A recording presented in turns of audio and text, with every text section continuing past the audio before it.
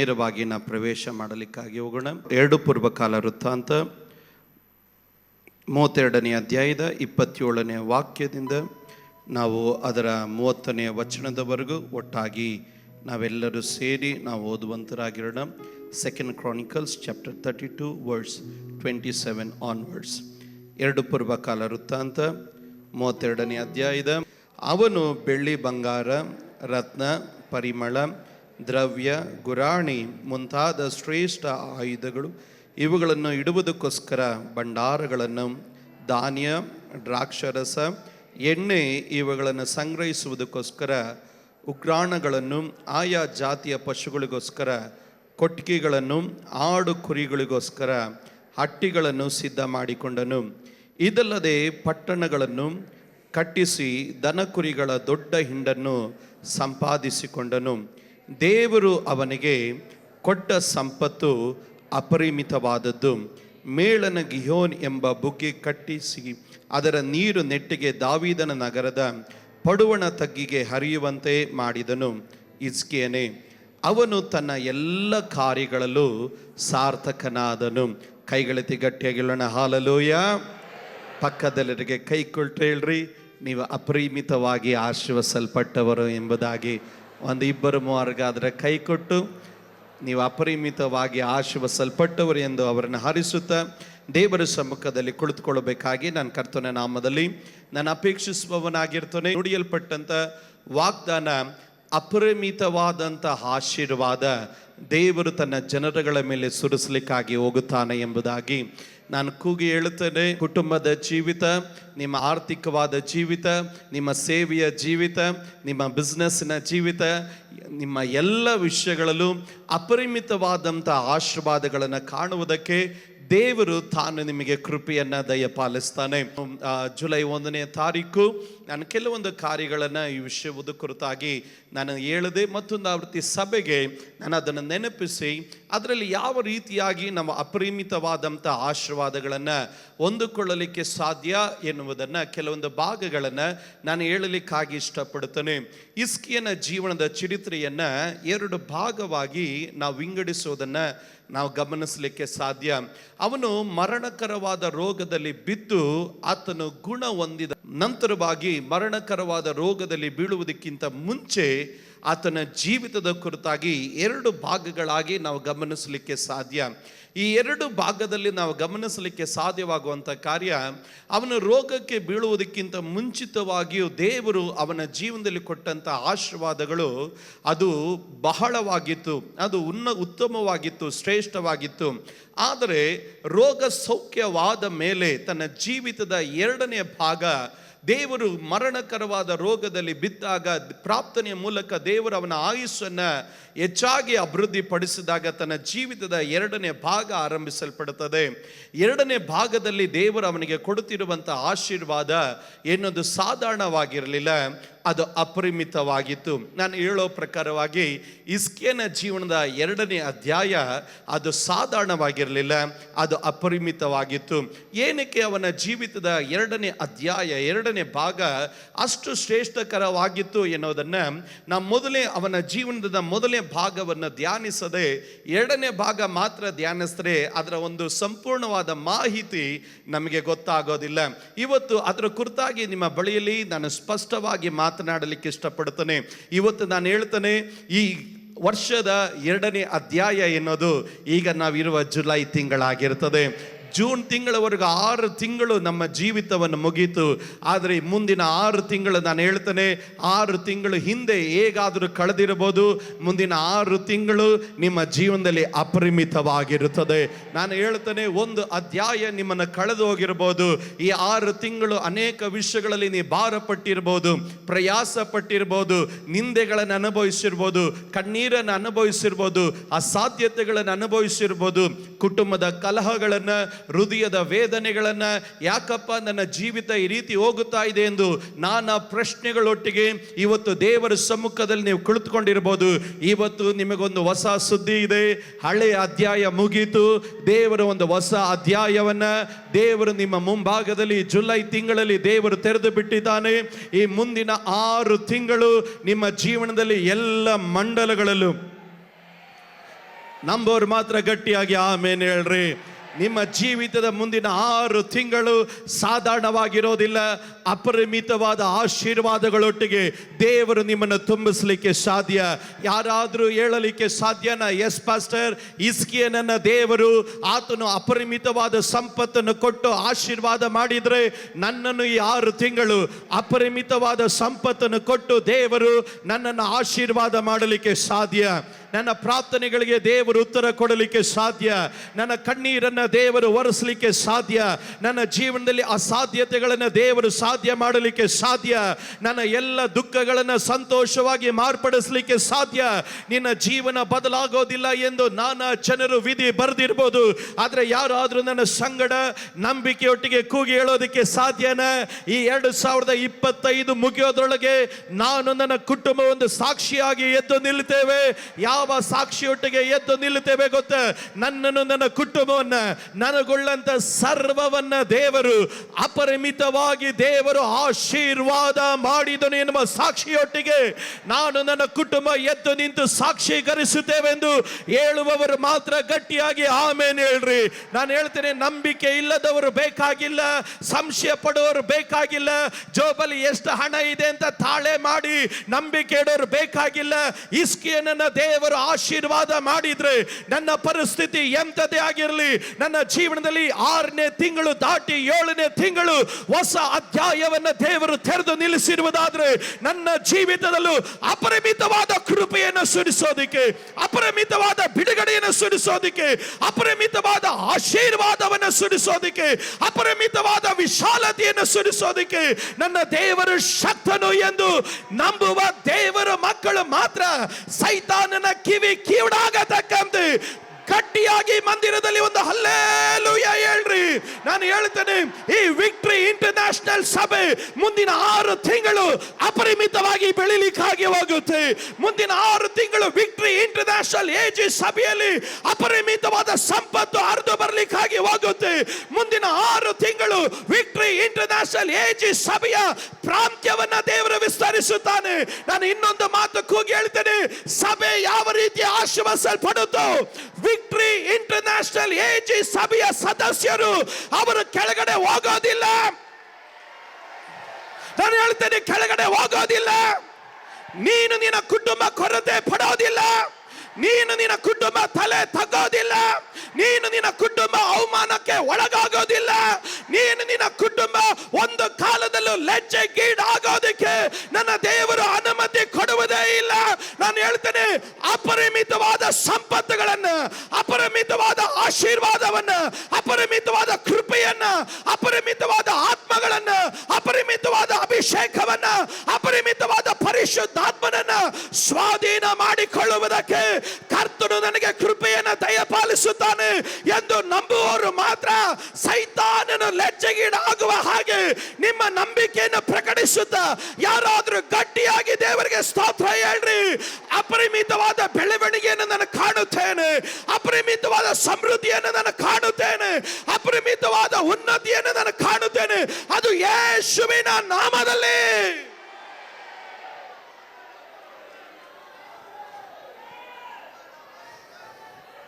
ಯಾರಾದ್ರೂ ನಂಬರ್ ಬೇಕು. ಹಿಸ್ಕೀಯನ ಜೀವನದಲ್ಲಿ ದೇವರು ಮಾಡಿದ್ರೆ ನನ್ನ ಜೀವನದಲ್ಲಿ ಮಾಡೇ ಮಾಡ್ತಾನೆ. ಯೆರೂಸಲೇಮಿನಲ್ಲಿ, ಯೆಹೂದ ದೇಶದಲ್ಲಿ ದೇವರು ಮಾಡಿದ್ರೆ ನಮ್ಮ ಸಭೆಯಲ್ಲಿ ದೇವರು ಮಾಡ್ತಾನೆ, ನನ್ನ ಕುಟುಂಬದಲ್ಲಿ ದೇವರು ಮಾಡ್ತಾನೆ, ನನ್ನ ಬಿಸ್ನೆಸ್ ಅಲ್ಲಿ ದೇವರು ಮಾಡ್ತಾನೆ, ನನ್ನ ಮಕ್ಕಳ ಜೀವನದಲ್ಲಿ ದೇವರು ಮಾಡ್ತಾನೆ. ನಾನು ಸಂಶಯ ಪಡೋದೇ ಇಲ್ಲ. ನಾನು ಅಪರಿಮಿತವಾಗಿ ಆಶೀರ್ವದಿಸಲ್ಪಟ್ಟೆ ಪಡುತ್ತೇನೆ. ಇವತ್ತು ನನ್ನ ಸಂದೇಶಕ್ಕೆ ಹೋಗೋದಕ್ಕಿಂತ ಮುಂಚೆ ಒಂದು ಪ್ರವಾದನೆ ಮಾತನ್ನು ಕೂಗಿ ಹೇಳುತ್ತೇನೆ. ನಿನ್ನನ್ನು ಬೆಳೆಯೋದಕ್ಕೆ ಆಗದಂತೆ ನಿನ್ನನ್ನು ತಡೆದು ನಿಲ್ಲಿಸಿದ ಎಲ್ಲ ಲಿಮಿಟೇಷನ್ಗಳು, ಎಲ್ಲ ಪರಿಮಿತಿಗಳು, ನೀನು ಪೂರ್ವಕ್ಕೂ ಪಶ್ಚಿಮಕ್ಕೂ ಉತ್ತರದ ದಕ್ಷಿಣಕ್ಕೂ 4 ಭಾಗಗಳಿಗೂ ವಿಸ್ತಾರವಾಗದಂತೆ ನಿನ್ನನ್ನು ಯಾವಾಗಲೂ ಇಕ್ಕಟ್ಟಲು, ಕಣ್ಣೀರಲು, ಕೊರತೆಯಲ್ಲೂ, ಪರಿಮಿತಿಯಲ್ಲಿ ಇಡೋದಕ್ಕೆ ಪ್ರಯತ್ನಿಸುವ ಎಲ್ಲ ಮಾಟ ಮಂತ್ರದ ಶಕ್ತಿಗಳು, ಎಲ್ಲ ಮನುಷ್ಯನ ಮಾತುಗಳು, ಎಲ್ಲ ದುಷ್ಟನ ಕುಯುಕ್ತಿಗಳನ್ನು ಯೇಸುವಿನ ನಾಮದಲ್ಲಿ ಗಟ್ಟಿಯಾಗಿ ಆಮೇನ್ ಹೇಳಿ ಹೊಂದಿಕೊಳ್ಳ್ರಿ. ಯೇಸುವಿನ ನಾಮದಲ್ಲಿ ಎಲ್ಲ ದಿವಸ ನನ್ನ ಇಕ್ಕಟ್ಟಲ್ಲಿ ಇರೋದಿಲ್ಲ, ಎಲ್ಲ ದಿವಸ ನನ್ನ ಕೊರತೆಯಲ್ಲ ಇರೋದಿಲ್ಲ, ಎಲ್ಲ ದಿವಸ ನನ್ನ ಸಾಲದಲ್ಲೇ ಇರೋದಿಲ್ಲ, ಎಲ್ಲ ದಿವಸ ನನ್ನ ಕಣ್ಣೀರಲ್ಲ ಇರೋದಿಲ್ಲ. I am going to come out. ನಾನು ಹೊರಗಡೆ ಬರಲಿಕ್ಕಾಗಿ ಹೋಗುತ್ತೇನೆ. ಎಲ್ಲ ಪರಿಮಿತಿಗಳು ನಜರೇತಾದ ಯೇಸುವಿನ ನಾಮದಲ್ಲಿ ಈ ದಿನದಲ್ಲಿ ಕರ್ತನ ಅಭಿಷಕ್ತಗಳು ಒಟ್ಟಾಗಿ ಕೂಗಿ ಹೇಳುತ್ತಾ ಇದ್ದೇವೆ. ಎಲ್ಲ ಯಾರಾದ್ರೂ ಮುರಿಯಲಿ ಅಂತ ಹೇಳೋರು ಗಟ್ಟಿಯಾಗಿ ಹೇಳ್ರಿ, ಮುರಿಯಲಿ. ಪರಿಮಿತಿಗಳು ಮುರಿಯಲಿ, ಎಲ್ಲ ಲಿಮಿಟೇಷನ್ಗಳು ಮುರಿಯಲಿ.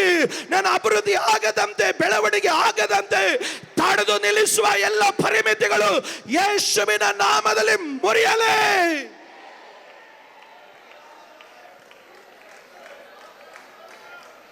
ಅಪರಿಮಿತವಾದ ಪದ ಅಂದ್ರೆ ಏನ್ ಗೊತ್ತಾ? ಲೆಕ್ಕ ಮಾಡಕ್ಕೆ ಆಗಲ್ಲ,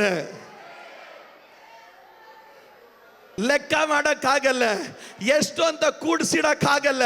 ನಾನು ಹೇಳ್ತೇನೆ, ಅಂತ ಒಂದು ಅನುಭವಕ್ಕೆ ದೇವರು ಈ ಕಾಲಘಟ್ಟದಲ್ಲಿ ಈ ವಿಕ್ಟರಿ ಸಭೆಯನ್ನ ದೇವರು ತರಲಿಕ್ಕಾಗಿ ಹೋಗುತ್ತಾನೆ.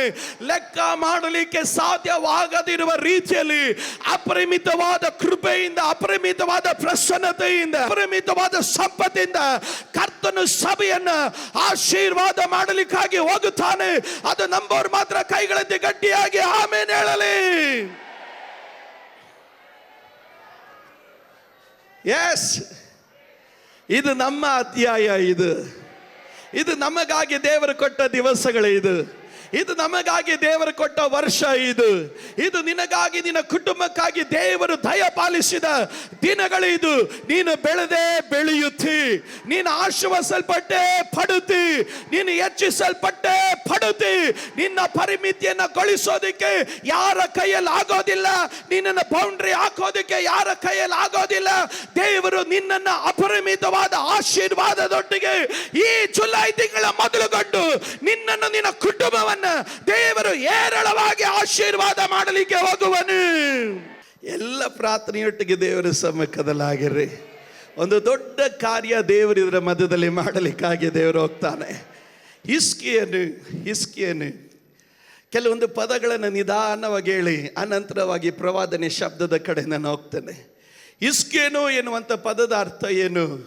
ಯೆಹೋವನು ನನ್ನ ಬಲವಾಗಿದ್ದಾನೆ. ಎಲ್ಲರ ಗಟ್ಟಿಯಾಗಿ ಹೇಳ್ರಿ, ಯೆಹೋವನು.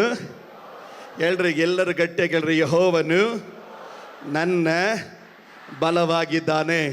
ಇನ್ನೊಂದ್ಸರಿ ಗಟ್ಟಿಯಾಗಿ ಹೇಳ್ರಿ, ಯೆಹೋವನು ನನ್ನ ಬಲವಾಗಿದ್ದಾನೆ.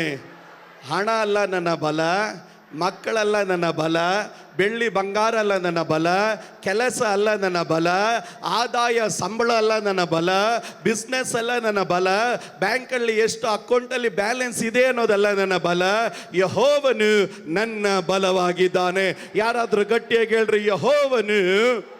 ಇನ್ನೊಂದ್ಸರಿ ಗಟ್ಟಿಯಾಗಿ ಹೇಳ್ರಿ, ಯೆಹೋವನು ನನ್ನ ಬಲವಾಗಿದ್ದಾನೆ.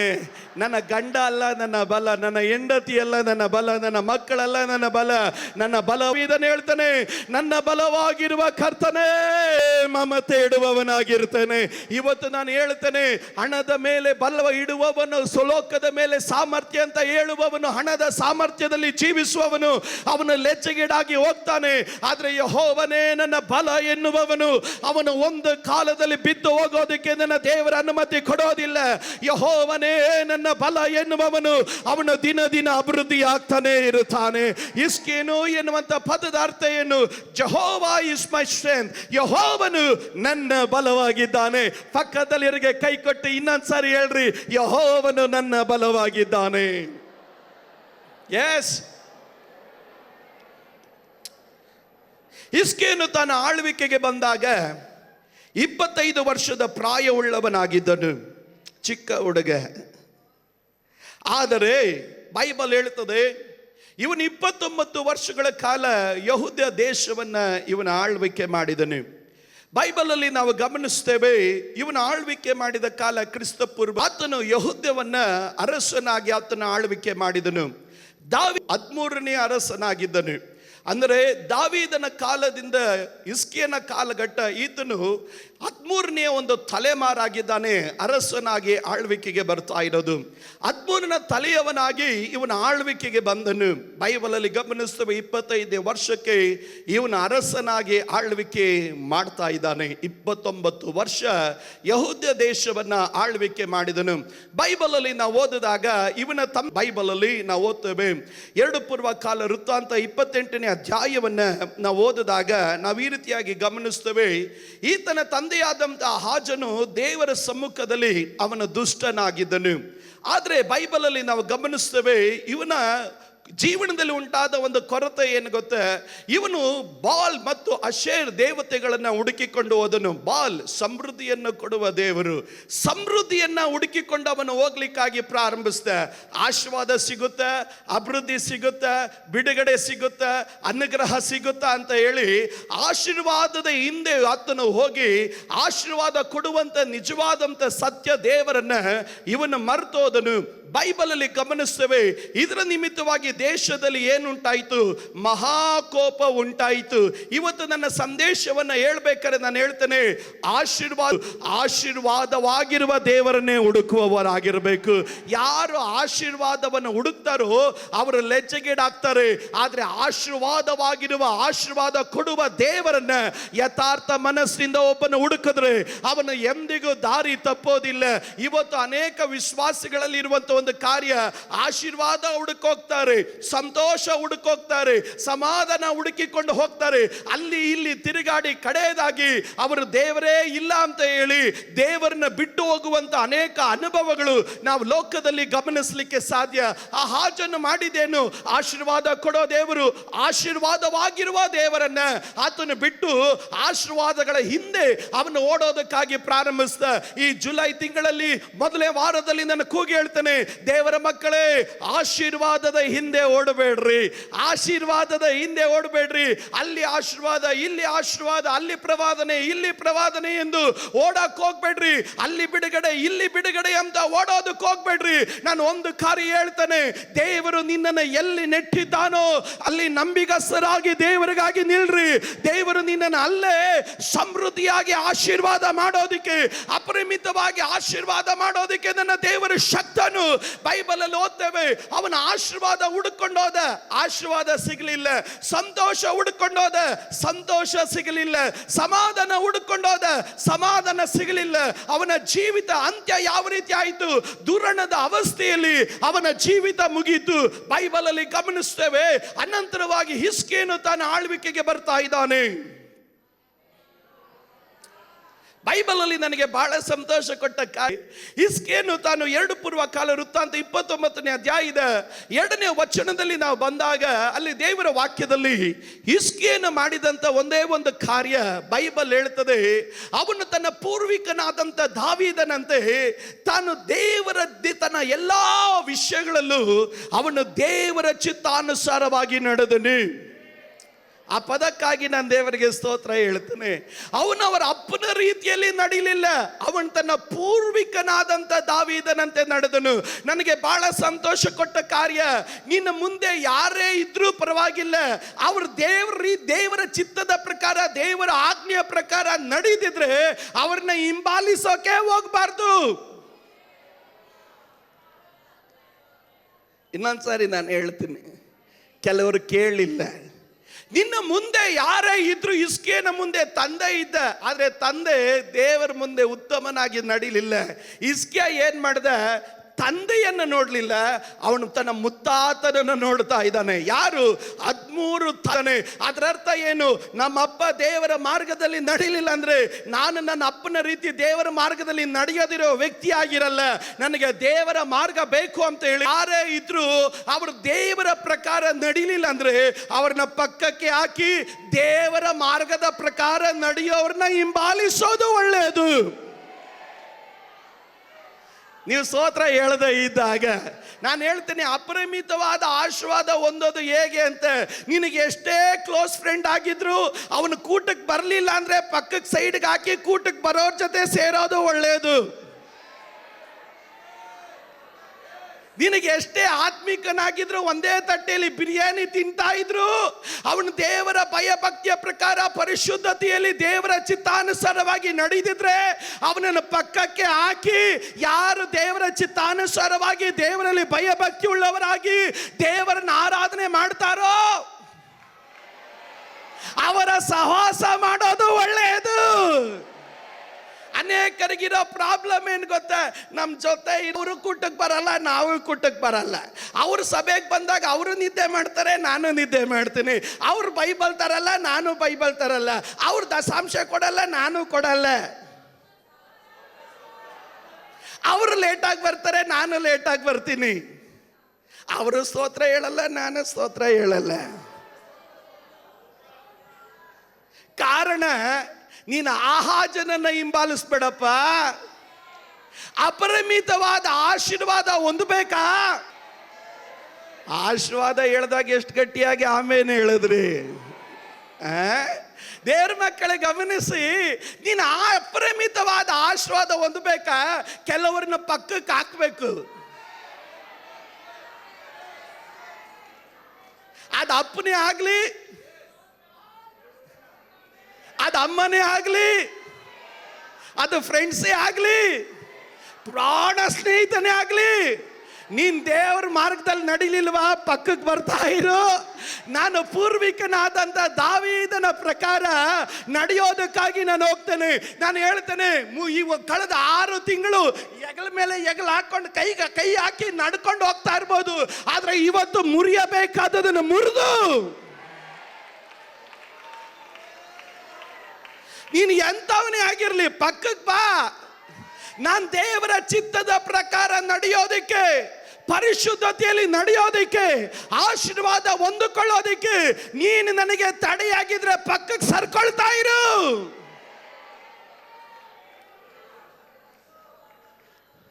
ಕೆಲವರು ಹೇಳ್ತಾರೆ, ನಾನು ಕ್ಲೋಸ್ ಫ್ರೆಂಡ್, ನನ್ನ ಮಾತು ದಾಟು ಹೋಗ್ತೀಯ. ದೇವ್ರ ವಿಷಯ ಬಂದಾಗ ದಾಟಲ್ಲ, ಜಿಗದೆ ಹೋಗ್ಬಿಡ್ತೀನಿ. ಕೆಲವರು ಹೇಳ್ತಾರೆ, ನಾನು ನಿನ್ನ ಚರ್ಚೆಗೆ ಕರ್ಕೊಂಡು ಬಂದಿದ್ದು, ನನ್ನ ಬಿಟ್ಟು ಚರ್ಚ್ಗೆ ಹೋಗ್ತೀಯ? ನೀನು ಬಿಟ್ಟಲ್ಲ. ಕೆಲವರು ತೀರ್ಮಾನಕ್ಕೆ ಬರಬೇಕು. ಇವತ್ತು ನೀವು ಯಾರು ಸ್ತೋತ್ರ ಹೇಳಲಿಲ್ಲ. ನೀನು ದೇವರ ಮಾರ್ಗದ ಪ್ರಕಾರ ನಡೆಯೋದಕ್ಕೆ ಸಾಧ್ಯ ಮಾಡದಿರುವವರು, ಅದು ಯಾರೇ ಆಗಿದ್ರು ಪಕ್ಕಕ್ಕೆ ಹಾಕ್ಬೇಕು. ನಾನು ಇಲ್ದಿರ ಚರ್ಚ್ಗೆ ಹೋಗ್ಬಿಡ್ತೀಯ, ನೀನು ಇಲ್ದಿರನೇ ಚರ್ಚ್ಗೆ ಹೋಗ್ತೀನಿ, ಕಾರಣ ದೇವರು ಇದ್ದಾನೆ ಅಲ್ಲಿ.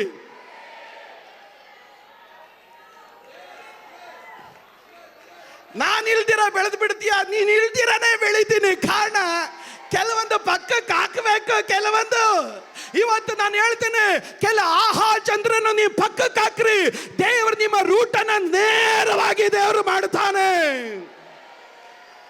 ಅನೇಕ ಸಾರಿ ಉಂಟಾಗ ಪ್ರಾಬ್ಲಮ್ ಏನು ಗೊತ್ತಾ, ಎಮೋಷನ್, ಉದ್ವೇಗಕ್ಕೊಳಬಿಟ್ಟು ನಿಮ್ಮ ಅಪ್ಪ ನಿಮ್ಮನ್ನು ಶಾಪ ಇಸ್ಕೆ ಹೇಳ್ದ, ನಮ್ಮ ಅಪ್ಪನಾಗಿದ್ರು. ಕಾರಣ ಈ ಲೋಕದ ಅಪ್ಪ ನನಗೆ ದಾರಿ ತೋರಿಸ್ಲಿಲ್ಲ ಅಂದ್ರೆ ಪರಲೋಕದ ಅಪ್ಪ ನನ್ನನ್ನು ಆಶೀರ್ವಾದ ಮಾಡಲಿಕ್ಕೆ ನನ್ನ ದೇವರು ಶಕ್ತನಾಗಿದ್ದಾನೆ. ಆದ್ರಿಂದ ಅವನು ಹೇಳ್ದ, ಪಕ್ಕಕ್ಕೆ ಸರ್ಕಪ್ಪ, ನೀ ಅಪ್ಪ ನನಗೆ ಮಾದರಿ ದೋಷಿಯಾದೆ, ಅರೆ ನನಗೊಬ್ಬ ಪರಲೋಕದ ಅಪ್ಪನಿದ್ದಾನೆ, ಅವನ ಚಿತ್ತದ ಪ್ರಕಾರ ನಾನು ನಡೆದ್ರೆ ನಾನು ಎಲ್ಲೂ ತಲೆ ತಗ್ಗೋದಕ್ಕೆ ನನ್ನ ಅಪ್ಪ ನನಗೆ ಅನುಮತಿ ಕೊಡಲ್ಲ.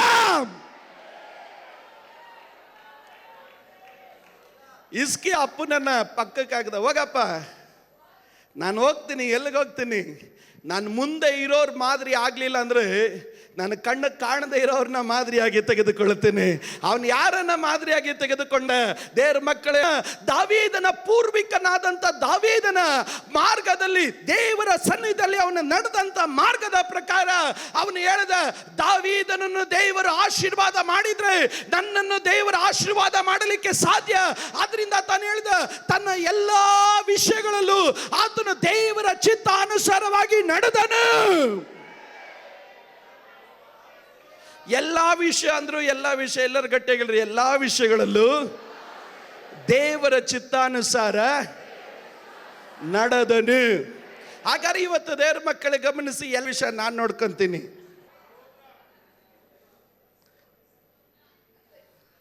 ಕೆಲವರು ಹೇಳ್ತಾರೆ ಆತ್ಮಿಕ ಜೀವನ ನಿನ್ ಚಿತ್ತ ಇರಲಿ, ಕೆಲಸದ ಜೀವನ ವರಮಾನ ಜೀವನ ನನ್ನ ಚಿತ್ತ ಇರಲಿ. ಕೆಲವರು ಸ್ತೋತ್ರ ಹೇಳದೇ ಇದ್ದಾಗ, ದೇವರೇ ನೀನು ಆ ವಿಷಯ ನೀನು ನೋಡ್ಕೋ, ನಿನ್ನ ವಿಷಯಕ್ಕೆ ನಾನು ಬರಲ್ಲ, ನನ್ನ ವಿಷಯಕ್ಕೆ ನೀನು ಬರಬೇಡ. ಕೆಲವರಿಗೆ ದೇವರನ್ನ ಪರಿಮಿತಿ ಮಾಡಿಟ್ಟಿದ್ದಾರೆ. ಆತ್ಮಿಕ ವಿಷಯ ಬಂದಾಗ ದೇವರೇ ಪ್ರಾರ್ಥನೆಗೆ ಉತ್ತರ ಕೊಡು, ಬಿಸ್ನೆಸ್ ವಿಷಯ ಬಂದಾಗ ಬೌಂಡ್ರಿ ಹತ್ರನೇ ಬರಬೇಡ ದೇವರೇ. ನನ್ನ ಆಸೆ ಏನಿದೆಯೋ ಅದು ನಾನು ಮಾಡ್ತೀನಿ, ನನ್ನ ಚಿತ್ತ ಇದೆಯೋ ಅದೇನು ಮಾಡ್ತೀನಿ, ನನ್ನ ಇಷ್ಟ ನೀ ಯಾರು ಸ್ತೋತ್ರ ಹೇಳದೆ ಇದ್ದಾಗ ಅಪರಿಮಿತವಾದ ಆಶೀರ್ವಾದಕ್ಕೆ ಆಮೇಲೆ ಹೇಳೋದು ಸುಲಭ, ಹೊಂದಿಕೊಳ್ಳೋ ದಾರಿ ತುಂಬ ಕಷ್ಟ. ನೀವು ಯಾರು ಸ್ತೋತ್ರ ಹೇಳದೆ ಇದ್ದಾಗ ಅಪರಿಮಿತವಾದ ಆಶೀರ್ವಾದಕ್ಕೆ ಆಮೇಲೆ ಹೇಳೋದು ಬಹಳ ಸುಲಭ. ಇನ್ನೊಂದ್ಸರಿ ನೀವು ಕೇಳಂಗೆ ಹೇಳ್ತೀನಿ, ಅಪರಿಮಿತ ಬಹಳ ಕಷ್ಟ. ಅಯ್ಯ ಹಿಸ್ಕೀಯನ ಅಪರಿಮಿತವಾದ ಆಶೀರ್ವಾದ ಹೊಂದಿಕೊಳ್ಳೋದು ಕಾರಣ ಏನು ಗೊತ್ತಾ? ತನ್ನ ಎಲ್ಲ ವಿಷಯಗಳಲ್ಲೂ ದೇವರ ಚಿತ್ತವನ್ನು ಹುಡುಕಿದನು. ದೇವರ ಚಿತ್ತ ಇಲ್ಲದಿರುವಂತ ಒಂದು ವಿಷಯಕ್ಕೂ ಅವನು ಕೈ ಹಾಕ್ಲೇ ಇಲ್ಲ.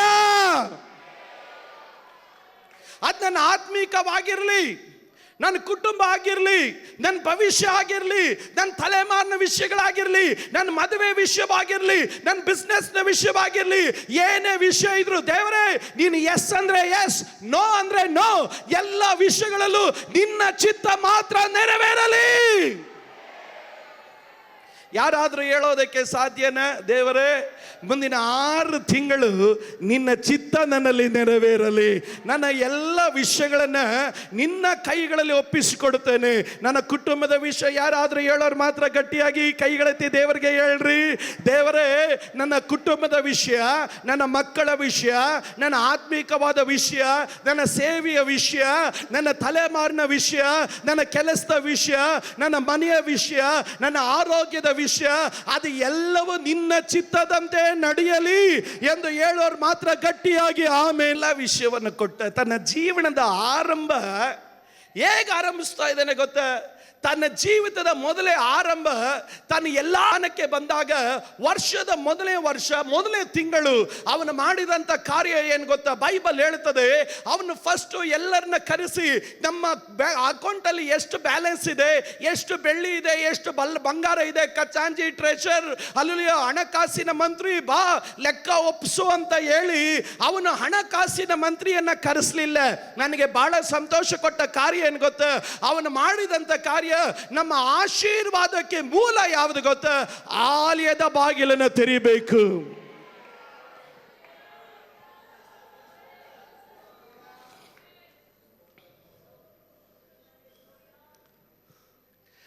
ಆಲಯದ ಬಾಗಿಲನ್ನು ತೆರೀಬೇಕು.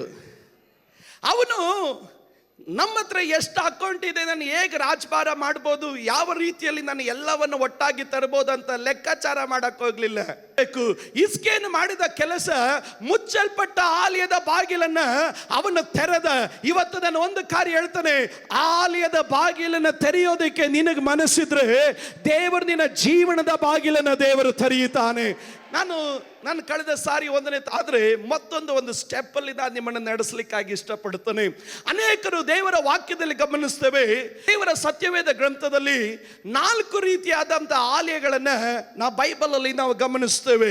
4 ರೀತಿಯಾದ ಆಲಯಗಳು. ಒಂದನೇದಾಗಿ ದೇವರು ಮನುಷ್ಯರನ್ನು ಉಪಯೋಗಿಸಿ ಅವರ ಕೈಗಳಿಂದ ನಿರ್ಮಿಸಲ್ಪಟ್ಟಂತ ಆಲಯದ ಕುರಿತಾಗಿ ನಾವು ದೇವರ ವಾಕ್ಯದಲ್ಲಿ ನಾವು ಗಮನಿಸ್ತೇವೆ. ಬೈಬಲ್ ಅಲ್ಲಿ ನಾವು ಓದ್ತೇವೆ, ದೇವರು ಮನುಷ್ಯರಿಂದ ಕಟ್ಟಲ್ಪಟ್ಟಂತ ಅನೇಕ ರೀತಿಗಳಲ್ಲಿ ದೇವರು ಮನುಷ್ಯರನ್ನ ಆಲಯವನ್ನು ಕಟ್ಟೋದಕ್ಕೆ ದೇವರು ಉಪಯೋಗಿಸಿದ್ದಾನೆ. ದೇವರ ಮಕ್ಕಳ ಗಮನಿಸಿ, ಹಳೆ ಒಡಂಬಡಿಕೆಯಲ್ಲಿ ದೇವರು ಎಲ್ಲೂ ಆಲಯ ಕಟ್ರಿ ಅಂತ ಯಾರಿಗೂ ಬಲವಂತ ಮಾಡಲಿಲ್ಲ. ಆದ್ರೆ ದಾವೀದನು ಯಾವಾಗ ಡೇರೆಗಳಲ್ಲಿ ವಾಸ ಮಾಡ್ತಾ ಇದ್ದೀನಿ, ಆದ್ರೆ ದೇವರ ಮಂಜೂಷವು, ನಾನು ಅರಮನೆಗಳಲ್ಲಿ ವಾಸ ಮಾಡ್ತಾ ಇದ್ದೀನಿ, ಆದ್ರೆ ದೇವರ ಮಂಜೂಷವು ಡೇರಿಯಲ್ಲಿ ಇದೆ, ದೇವರಿಗೋಸ್ಕರ ಒಂದು ಆಲಯ ಕಟ್ಟಬೇಕು. ದೇವರ ತಕ್ಷಣವಾಗಿ ದಾವೀದನ ಹತ್ರ ಬಂದ, ದಾವೀದನೇ ನಾನು ಯಾರ ಹತ್ರನೂ ಕೇಳಲಿಲ್ಲ ನನಗೋಸ್ಕರ ಒಂದು ಆಲಯ ಕಟ್ರಿ ಅಂತ. ಆಕಾಶ ನನ್ನ ಸಿಂಹಾಸನ, ಭೂಮಿ ನನ್ನ ಪಾದಪೀಠ, ಆದ್ರೆ ಯಾವಾಗ ನೀನು ಆಲಯವನ್ನು ಕಟ್ಟಬೇಕು ಅಂತ ಮನಸ್ಸು ಮಾಡಿದೋ ದೇವರು ಹೇಳಿದನು, ನಾನು ನಿನ್ನ ಕುಟುಂಬ ಕಟ್ತೇನೆ. ನೀನು ಕಟ್ಟದ ಮೇಲೆ ಅಂತ ಅಲ್ಲ ದೇವರು ಹೇಳಿದ್ದು, ಯಾವಾಗ ನೀನು ಆಲಯಕ್ಕಾಗಿ ಮನಸ್ಸು ಮಾಡಿದೋ, ಆಲಯ ಇರೋವರೆಗೂ ನಿನ್ನ ಸಂತತಿಗಳನ್ನು ನಾನು ಸ್ಥಾಪಿಸುತ್ತೇನೆ ಎನ್ನುವುದು ದೇವರು ವಾಗ್ದಾನ ಮಾಡಿದನು. ಇವತ್ತು ನಾನು ಒಂದು ಕಾರ್ಯ ಹೇಳ್ತೇನೆ, ಆಲಯವನ್ನ ಕಟ್ಟೋದಲ್ಲ, ಆಲಯಕ್ಕಾಗಿ ನೀನು ಮನಸ್ಸು ಕೊಟ್ರೆ ಸಾಕು, ನೀನು ನಿನ್ನ ಕುಟುಂಬ ಆಶೀರ್ವದಿಸಲ್ಪಡುತ್ತೆ. ಮನಸ್ಸು ಸಾಕು. ನಾನು ಇನ್ನೊಂದ್ಸರಿ ಹೇಳ್ತೇನೆ, ನಿಮ್ಮ ಮನಸ್ಸು ಕೊಟ್ರೆ ಸಾಕು. ಆಲಯಕ್ಕಾಗಿ ಆಲಯದ ಕಡೆ ನೀನು ಮನಸ್ಸು ಕೊಟ್ರೆ ಸಾಕು, ನೀನು ನಿನ್ನ ಕುಟುಂಬ ಆಶೀರ್ವದಿಸಲ್ಪಡುತ್ತೆ. ಕೆಲವರಿಗೆ ಎಲ್ಲೆಲ್ಲೋ ಹೋಗಕ್ ಮನಸ್ಸಿದೆ, ಆಲಯದ ಕಡೆ ಬರಕ್ ಮನಸ್ಸಿಲ್ಲ.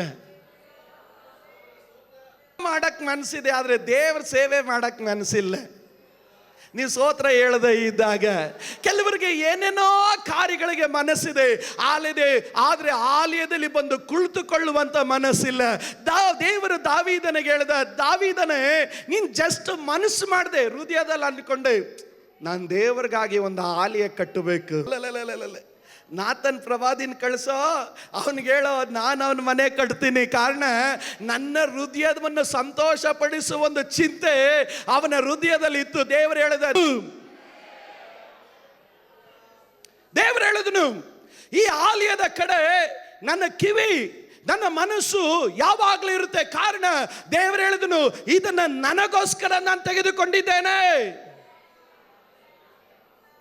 ಹಾಗಾದ್ರೆ ದೇವರು ಹೇಳಿದನು, ಈ ಆಲಯಕ್ಕೆ ಬಂದು ಪ್ರಾರ್ಥನೆ ಮಾಡುವಂತ ಸಕಲ ಪ್ರಾರ್ಥನೆಗೆ ನನ್ನ ಸದುತ್ತರ ದಯಪಾಲಿಸಿ, ನನ್ನವರೆಂದು ಎಣಿಸಲ್ಪಟ್ಟ ನನ್ನ ಜನರು ತಮ್ಮನ್ನು ತಾವು ತಗ್ಗಿಸಿ ತಮ್ಮ ಕೆಟ್ಟ ನಡತೆಗಳನ್ನು ಬಿಟ್ಟು ಅವರ ಮನ ತಿರುಗಿ ನನ್ನ ಸಮ್ಮುಖದಲ್ಲಿ ಪ್ರಾರ್ಥಿಸಿದ್ರೆ ಅವರ ದೇಶಕ್ಕೆ ನಾನು ಸ್ವಸ್ಥತೆ ಕೊಡುತ್ತೇನೆ.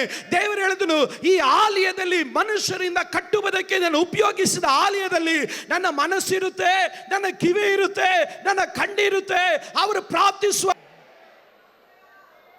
ದೇವರು ಹೇಳಿದನು, ಈ ಆಲಯದಲ್ಲಿ ಯಾರಾದರೂ ಹೊಲಸು ಮಾಡಿದ್ರೆ, ಈ ಆಲಯಕ್ಕೆ ಕೊಡಬೇಕಾದ ಗೌರವ ಯಾರಾದರೂ ಕೊಡದೆ ಹೋದ್ರೆ ನನ್ನ ಕೋಪವನ್ನು ಅವರ ಮೇಲೆ ಉಂಟು ಮಾಡುತ್ತೇನೆ. ಕಾರಣ ಯೆಶಾಯನು ಬರೆದ ಪ್ರವಾದಿ ಗ್ರಂಥದಲ್ಲಿ ದೇವರು ಹೇಳಿದನು, ಈ ಆಲಯವು ಪ್ರಾರ್ಥನೆಯ ಆಲಯ. ಯಾವ ಆಲಯ? ಜಗಳದ ಆಲಯ ಅಲ್ಲ, ಹೊಟ್ಟೆ ಕಿಚ್ಚಿನ ಆಲಯ ಅಲ್ಲ, ನಾನು ದೊಡ್ಡವನ ನೀನು ದೊಡ್ಡವನ ಅಂತ ಹೇಳೋ ಆಲಯ ಅಲ್ಲ, ನೀವು ಯಾರು ಆಲಯ ಅಲ್ಲ, ನಾನು ಹತ್ತಿಸ್ಕೊಳ್ಳೋ ಆಲಯ ಅಲ್ಲ, ನಿನ್ನ ಸ್ವಾರ್ಥವನ್ನು ನೆರವೇರಿಸಿಕೊಳ್ಳುವ ಆಲಯ ಅಲ್ಲ. ಈ ಆಲಯ ಯಾವ ಆಲಯ?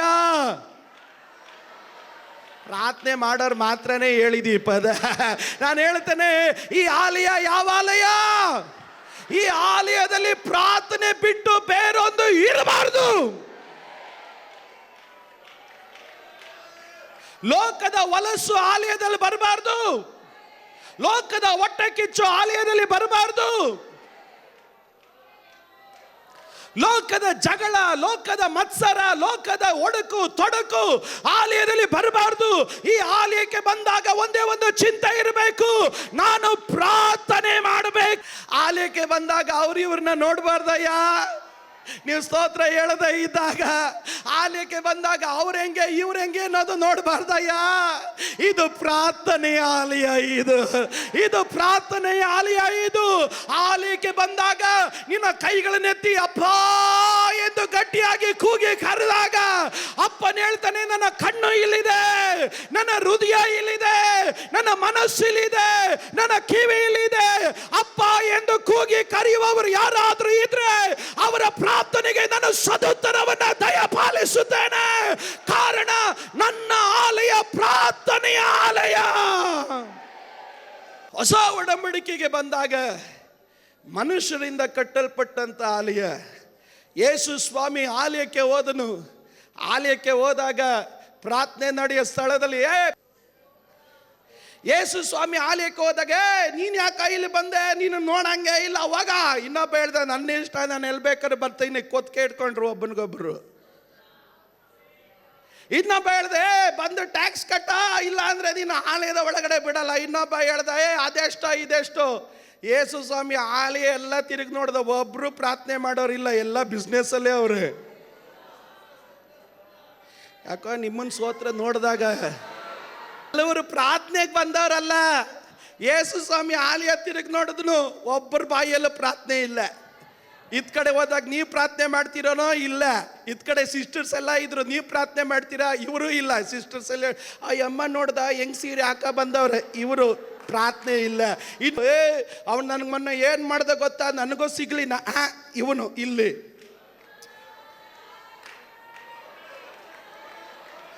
ಇನ್ನೊಬ್ಬ ಬಂದು ಹೇಳ್ದ, ಮೊನ್ನೆ ಅವನು ಒಂದು ಹೊಸ ಎತ್ತಿನ ಬಂಡಿ ತಗೊಬಂದ, ನಾನು ತರ್ತೀನಿರೋ ಹೊಸ ಎತ್ತಿನ ಬಂಡಿ, ಮಿಟ ಮಿಟ ಅನ್ಬೇಕು. ಏಸು ಎಲ್ಲ ಕಡೆ ತಿರುಗಿ ನೋಡ್ದ, ಪ್ರಾರ್ಥನೆ ಮಾಡೋರು ಒಬ್ರು ಇಲ್ಲ. ಯಾಕೋ ನಿಮ್ಮನ್ನು ನೋಡಿದಾಗ ನೀವು ಪ್ರಾರ್ಥನೆ ಮಾಡೋರಲ್ಲ ಅನ್ಸುತ್ತೆ.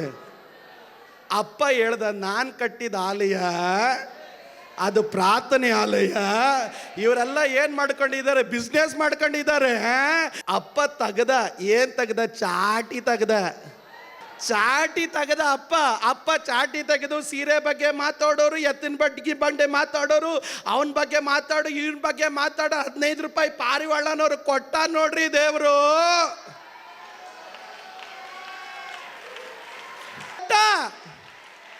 15 ನಿಮಿಷದಲ್ಲಿ ಬಿಸ್ನೆಸ್ ಮಾಡೋರೆಲ್ಲ ಹೊರಗಡೆ, ಪ್ರಾರ್ಥನೆ ಮಾಡೋರೆಲ್ಲ ಒಳಗಡೆ. ಹೊರಗಡೆ ಬಿಸ್ನೆಸ್ ಮಾಡೋರು ಇರ್ಲಿ, ಪ್ರಾರ್ಥನೆ ಮಾಡೋರು ಆಲಯದ ಒಳಗಡೆ ಇದ್ರೆ ಸಾಕು. ನೀನು ಪ್ರಾರ್ಥನೆ ಮಾಡಿದಾಗ ನಿನ್ನ ಪ್ರಾರ್ಥನೆಗೆ ದೇವರು ದೊಡ್ಡ ಈ ಸಭೆಯಲ್ಲಿ ಪ್ರಾರ್ಥನೆ ಮಾಡೋರು ಮಾತ್ರ ಗಟ್ಟಿಯಾಗಿ ಆಮೇಲೆ ಹೇಳ್ರಿ. ಪ್ರಾರ್ಥನೆ ಮಾಡೋದಕ್ಕೆ ಬಂದವರು ನಾನು ಹೇಳ್ತೇನೆ, ಮನ ತಿರುಗು. ಚಾಟಿ ಬರೋಕ್ಕಿಂತ ಮೊದಲು ಮನಸ್ಸನ್ನ ಬದಲಾಯಿಸು, ಮಾತನ್ನ ಬದಲಾಯಿಸು, ಕ್ರಿಯೆಯನ್ನ ಬದಲಾಯಿಸು, ಚಿಂತೆಯನ್ನ ಬದಲಾಯಿಸು. ಮನ ತಿರುಗಿದ್ರೆ, ನೀನು ಪ್ರಾರ್ಥನೆ ಮಾಡಿದ್ರೆ, ಈ ಆಲಯದಲ್ಲಿ ದೇವರು ಹೇಳ್ತಾನೆ, ನಾನು ಕಿವಿಗೊಟ್ಟು ಕೇಳ್ತೇನೆ. ನಾನು ಕಿವಿಗೊಟ್ಟು ಕೇಳೋದು ಮಾತ್ರ ಅಲ್ಲ, ನಿನ್ನ ಪ್ರಾರ್ಥನೆಗೆ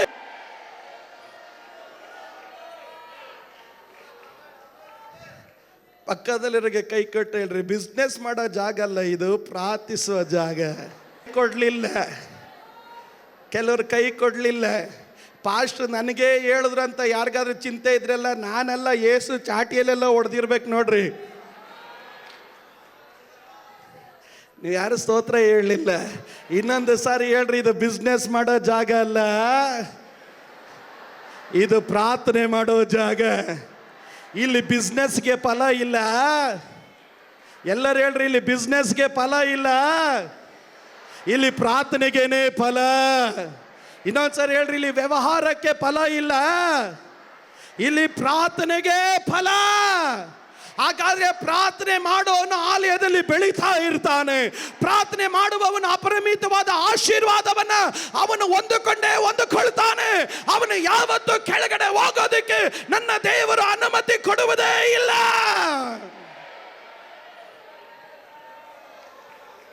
ಎರಡನೇ ಆಲಯ, ಒಂದನೇ ಆಲಯ ಬಿಸ್ನೆಸ್ ಸೆಂಟರ್ ಮಾಡಬೇಡಪ್ಪ. ಪ್ರಾರ್ಥನೆ ಆಲಯವಾಗಿ ಮಾಡಿದ್ದು, ಬಿಸ್ನೆಸ್ಗಾಗಿ ಬಂದ್ರೆ ಚಾಟಿಯಲ್ಲಿ ಹೊಡಿತೀನಿ. ಆಲಯವನ್ನ ಪ್ರಾರ್ಥನೆ ಆಲಯ ಆಗಿ ನಾವು ಇಟ್ಕೊಳ್ಬೇಕು. ಎರಡನೇ ಆಲಯ ರಕ್ತದಿಂದ ಕೊಂಡುಕೊಂಡ ಆಲಯ. ಎಲ್ಲರೂ ಹೇಳ್ರಿ, ಕೊಂಡುಕೊಂಡಂತ ಆಲಯ. ಯಾರು ಎರಡನೇ ಆಲಯ? ಎರಡನೇ ಆಲಯ ನಾವೇ. ಎಲ್ಲರೂ ಗಟ್ಟಿಯಾಗಿಲ್ರಿ, ನಾನೇ ದೇವರ ಆಲಯ. ಈ ದೇವರ ಆಲಯದ ವಿಷಯ ಏನು ಗೊತ್ತಾ? ಪೌಲನು ತಾನು ಹೇಳ್ತಾನೆ 1 ಕೊರಿಂಥ್ಯ 3:16 ನೀವು ದೇವರ ಆಲಯವಾಗಿದ್ದೀರೆಂತಲೂ ದೇವರ ಆತ್ಮನು ನಿಮ್ಮಲ್ಲಿ ವಾಸ ಮಾಡುತ್ತಾನೆ ಅಂತಲೂ ನಿಮಗೆ ತಿಳಿಯೋದು. ಯಾವನಾದ್ರೂ ಈ ಆಲಯವನ್ನು ಕೆಡಿಸಿದರೆ ದೇವರು ಅವನನ್ನ ಕೆಡಿಸುವನು. 1 ಕೊರಿಂಥ್ಯ 6 ಕಡೆ ವಾಕ್ಯ ಹೇಳ್ತದೆ, ನೀವು ನಿಮ್ಮ ಸ್ವಂತ ಸೊತ್ತಲ್ಲ, ನೀವು ಕ್ರಯಕ್ಕೆ ತಗೊಳ್ಪಟ್ಟವರು. ಹಾಗಾದ್ರೆ ಎಲ್ಲರೂ ಗಟ್ಟಿಯಾಗಿಲ್ರಿ, ನಾನು ಆಲಯ. ಹಾಗಾದ್ರೆ ದೇವರು ನಿಮ್ಮನ್ನ ತನ್ನ ಕೊಂಡುಕೊಂಡಿದ್ದಾನೆ. ದೇವರು ಹೇಳ್ತಾನೆ, ಯಾವನಾದ್ರೂ ಈ ಆಲಯವನ್ನ ಕೆಡಿಸಿದ್ರೆ, ಈ ದೇಹ ಎಂಬ ಆಲಯವನ್ನ ಯಾರಾದ್ರೂ ಕೆಡಿಸಿದ್ರೆ ದೇವರು ಹೇಳ್ತಾನೆ, ನಾನು ಅವನನ್ನ ಕೆಡಿಸುತ್ತೇನೆ. ಅದರಿಂದ ಪೌಲನು ತಾನು ಪತ್ರಿಕೆ ಬರಿಬೇಕಾದ್ರೆ 1 ಕೊರಿಂಥ್ಯ 6ನೇ ಅಧ್ಯಾಯದಲ್ಲಿ ತಾನು ಹೇಳ್ತಾನೆ, ಈ ದೇಹ ಕರ್ತನಿಗೋಸ್ಕರ, ಕರ್ತನು ಈ ದೇಹಕ್ಕೋಸ್ಕರ. ಅದರಿಂದ ಹೇಳ್ತಾನೆ, ಈ ದೇಹ ಪಾಪಕ್ಕಾಗಿ ಇರೋದಲ್ಲ. ಎಲ್ಲರೂ ಹೇಳ್ರಿ, ನನ್ನ ದೇಹ ಇನ್ನೊಂದ್ಸರಿ ಹೇಳ್ರಿ, ನನ್ನ ದೇಹ ಪಾಪಕ್ಕಾಗಿ ಇರೋದಲ್ಲ, ಜಗಳಕ್ಕಾಗಿ ಇರೋದಲ್ಲ, ಹೊಟ್ಟೆ ಕಿಚ್ಚಿಗಾಗಿ ಇರೋದಲ್ಲ, ಲೋಕದ ಆಸೆಗಾಗಿರೋದಲ್ಲ. ಈ ದೇಹ ಕರ್ತನಿಗೋಸ್ಕರ, ಕರ್ತನು ಈ ದೇಹಕ್ಕೋಸ್ಕರ. ಅದರ ಅರ್ಥ ಏನು? ನೀನು ನಿನ್ನ ಆಲಯವನ್ನ ನೀನು ಶುದ್ಧವಾಗಿ ಕಾಪಾಡಿಕೊಂಡ್ರೆ ನಿನ್ನ ದೇಹವಾಗಿ ಯುದ್ಧ ಮಾಡ್ತಾನೆ. ಕಾರಣ ದೇಹಕ್ಕೋಸ್ಕರವೇ ದೇವರು. ನಿನ್ನ ದೇಹವನ್ನ ಕೆಡಿಸ್ಕೋಬೇಡ. ಕಣ್ಣು ದೇಹ, ಕಣ್ಣು ಕೆಟ್ಟದಾಗಿದ್ರೆ ದೇಹವೆಲ್ಲ ಕಾಪಾಡ್ಕೋಬೇಕು, ನೀನು ಕಾಪಾಡ್ಕೋಬೇಕು. ನಾಲಿಗೆ ವಶ, ಬಾಯನ್ನು ಕಾಯುವವನು ತೊಂದರೆಗಳಿಂದ ಕಾದ್ಕೊಳ್ತಾನೆ. ನೀನು ಬಾಯಿ ಕಾಪಾಡ್ಕೋಬೇಕು. ಬಾಯಲ್ಲಿ ಮಾತಾಡಿ ನಿನಗೆ ಒದೆ ಬಿದ್ರೆ ದೇವರು ಹೇಳ್ತಾನೆ, ಆಲಿಯ ಕೆಡಿಸ್ರೆ ನಿನ್ನನ್ನು ಕೆಡಿಸ್ಬಿಡ್ತೀನಿ. ನಿನ್ ಬಾಯಿ ಕಾಪಾಡಬೇಕು, ನಿನ್ ನಡತೆ ಕಾಪಾಡಬೇಕು, ನಿನ್ ಚಿಂತೆ ಕಾಪಾಡಬೇಕು. ಕಾರಣ ನೀನು ದೇವರ ಆಲಯ. ಈ ಆಲಯ ಕೆಡಬಾರ್ದು. ಈ ಆಲಯದಲ್ಲಿ ಪಾಪ ಇರಬಾರ್ದು. ಈ ಆಲಯದಲ್ಲಿ ಅಶುದ್ಧ ಇರಬಾರ್ದು. ಈ ಆಲಯದಲ್ಲಿ ಅಶುದ್ಧ ಬರೋದಕ್ಕೆ ನೀನು ಅನುಮತಿ ಕೊಡಬಾರ್ದು. ಇನ್ನೊಂದು ಭಾಷೆಯಲ್ಲಿ ಹೇಳೋ ಪ್ರಕಾರ ನೀನು ಸೈತಾನನ ಕಸದ ತೊಟ್ಟಿಯಲ್ಲ, ನೀನು ದೇವರ ಆಲಯ. ಕಣ್ಣಿನ ಆಸೆ, ಶರೀರದ ಆಸೆ, ಬದುಕು ಬಾಳಿನ ಢಂಬ ನಿನ್ನಲ್ಲಿ ಬರುವುದಕ್ಕೆ ಎಂದಿಗೂ ಅವಕಾಶ ಮಾಡಿ ಕೊಡಬಾರ್ದು. ನಾನು ದೇವರಿಗೋಸ್ಕರ, ನನ್ನ ದೇಹ ದೇವರಿಗೋಸ್ಕರ ಆಲಯವನ್ನು ಕೆಡಿಸಿದ್ರೆ ಅವರನ್ನು ನಾನು ಕಡಿಸ್ಬಿಡ್ತೀನಿ. ಹಾಗಾದ್ರೆ ನಮ್ಮನ್ನೇ ನಾವು ದೇವರಿಗೆ ಮೀಸಲಾಗಿಯೂ ಸಜೀವ ಯಜ್ಞವಾಗಿ ಒಪ್ಪಿಸ್ಬೇಕು. ನಾವು ಯಾವಾಗಲೂ ಈ ರೀತಿ ಹೇಳ್ತೇವೆ, ಮೇರೆ ಬಾಪ್ ಕಲೀಶೆ ಮೇ ಆಯಿತು ಓ ದೂತೆ ಗರ್ಮೆ ಓ ಭೂತೆ ಅಂತ. ಅದರ ಅರ್ಥ ಏನು? ನಮ್ಮಪ್ಪ ಚರ್ಚಿಗೆ ಬಂದರೆ ದೂತ, ಮನೆಗೆ ಹೋದ್ರೆ ಭೂತ ಅಂತ. ಅರ್ಥ ಎರಡು ಮುಖ ಇರಬಾರ್ದು. ನೀನು ಎಲ್ಲೇ ಹೋದ್ರು ನೀನು ನಡೆದಾಡುವ ದೇವರ ಆಲಯ. ನೀ ಮಧ್ಯದಲ್ಲಿ ಹೋಗು, ಮದುವೆಗೆ ಹೋಗು, ಎಲ್ಲೇ ಹೋಗು, ನೀನು ಏನಾಗಿದೆಯಾ? ನಡೆದಾಡುವ ದೇವರ ಆಲಯ. ಯಾವತ್ತು ಈ ಆಲಯವನ್ನ ಕೆಡುವುದಕ್ಕೆ ನೀನು ಅವಕಾಶ ಮಾಡಿ ಕೊಡಬಾರ್ದು. ಕೆಡೋದಕ್ಕೆ ಅವಕಾಶ ಮಾಡಿಕೊಟ್ರೆ ದೇವರು ಕೆಡಿಸಿದವನನ್ನು ಕೆಡಿಸಿಬಿಡ್ತಾನೆ. ಕಾರಣ ನಿನ್ನ ಒಳಗಡೆ ದೇವರು ವಾಸ ಮಾಡ್ತಾ ಇದ್ದಾನೆ. ಮೂರನೇ ಒಂದು ಆಲಯ ಆತನೇ. ಮೂರನೇ ಒಂದು ಆಲಯ ಪ್ರಕಟಣೆ 7ನೇ ಅಧ್ಯಾಯ 11ನೇ ಅಧ್ಯಾಯ 15ನೇ ಅಧ್ಯಾಯವನ್ನು ನಾವು ಓದಿದಾಗ ಅಲ್ಲಿ ಪರಲೋಕದಲ್ಲಿ ಒಂದು ಆಲಯ ಇದೆ. ಬೈಬಲ್ ಹೇಳ್ತದೆ ಆ ಆಲಯವು ತೆರೆಯಲ್ಪಟ್ಟಿದೆ.